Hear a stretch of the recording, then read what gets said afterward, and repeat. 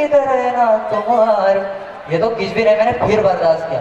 अब अदनान स्वामी साहब गाना गा रहे, वो मोटे वो गाना गा रहे, अब दो नजर मिलाओ, अब दो गरीब आओ, अब दो नजर मिलाओ, अब दो गरीब आओ।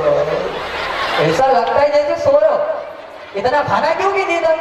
उन्होंने दूसरा गाना गाया, मैंने बर्दाश्त किया, कुछ नहीं किया। माननीय संदीप गुप्ता सर वहीं खड़े थे, मैं सिर्फ उनके इशारे का वेट कर रहा था बस। दूसरा गाना गाया,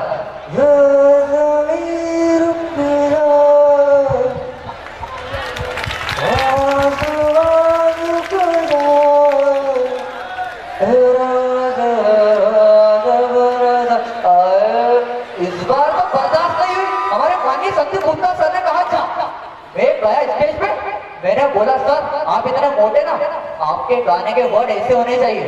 मैंने देख लिया था माननीय संदीप गुप्ता सर बोल रहे थे, अब तो तू बता दे इनको कि पीसीजी गाए तो। मैंने उनको देख के गाना गाया, सर ये गाना ऐसे नहीं होना जिसके वर्ड बदलना चाहिए, शब्द ऐसे होने चाहिए। हर कोई न बुझाए जिस पे तू गिर जाए, नजर आए। मैंने अच्छे से ली, हमारे माननीय संदीप गुप्ता सर को प्रणाम किया और चला गया। वैसे तो हमारे माननीय संदीप गुप्ता सर हर साल सेलिब्रिटी बुलवाते ही हैं, लेकिन इस बार तो उन्होंने विकास के सपने में भी सेलिब्रिटी बुलवा दी, वो भी तीन सेलिब्रिटीज। तो एक बार जोरदार तालियां हो जाए हमारे माननीय संदीप गुप्ता सर के लिए। हेलो, काजल से बहुत प्यार करता हूँ, उसके बगैर जिंदा नहीं रह सकता। वो तो मुझसे बहुत प्यार करती है। एक काजल से वो गोभी की सब्जी बनाएगी, गोभी की। तेरे लिए एक प्याज चोर के लिए जो ठेलों से प्याज चुराता है। अब मैं ठेलों से प्याज नहीं चुराता बाबूजी, मैंने ठेलों से प्याज चुराना छोड़ दिया है। काजल ने मुझसे सब कुछ छुड़ा दिया है। उसने मुझसे कहा कि घर जब भी आओ प्याज खरीद कर लाना, चुरा कर नहीं। काजल तुम भी बताओ ना बाबूजी को, ये प्याज मैं खरीद कर लाया हूँ, चुरा कर नहीं। मैंने तुम्हें 40 रुपए किलो वाले प्याज लाने को कहा था और तुम्हें 10 रुपए किलो वाले प्याज लेके आ गए। ये 10 रुपए किलो 40 रुपए किलो के बारे में कुछ नहीं जानता। मैं तो बस इतना जानता हूँ कि इन प्याजों से आप तो गोभी की सब्जी बनाओगे। गोभी की नहीं, टमाटर की। और वैसे भी मेरे बाबूजी 2.5 साल से भूखे हैं और सब्जी बनाने के लिए MDH का गरम मसाला भी कम है। किसकी मर्जी से? अपनी मर्जी से। अपनी मर्जी से? तो फिर क्यों मंगवाया मुझसे आधा किलो प्याज? क्यों मुझे बता, क्यों बनाया मुझे चोर से अच्छा इंसान? क्यों मंगवाई वो अदरक, वो लहसुन, वो प्याज, ताकि आज तुम कह सको कि गोभी की सब्जी में डालने के लिए MDH का गरम मसाला बनता। और बात तो ये कि आप तुम टमाटर की सब्जी बनाना चाहती हो।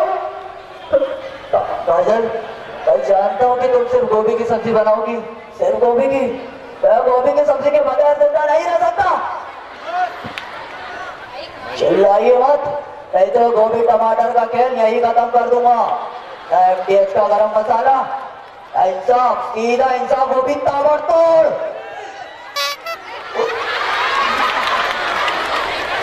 यहाँ कोई चड्डा है क्या? चाहिए तो बाबूजी आप भी समझाइए।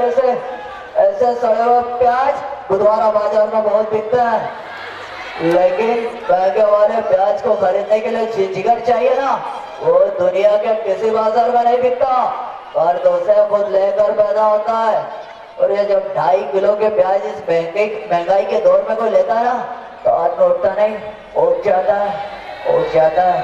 बस मैं सिर्फ टमाटर की सब्जी बनाऊंगी, सिर्फ टमाटर की। नहीं, तुम सिर्फ गोभी की सब्जी बनाओगी और किसी की नहीं बना सकती।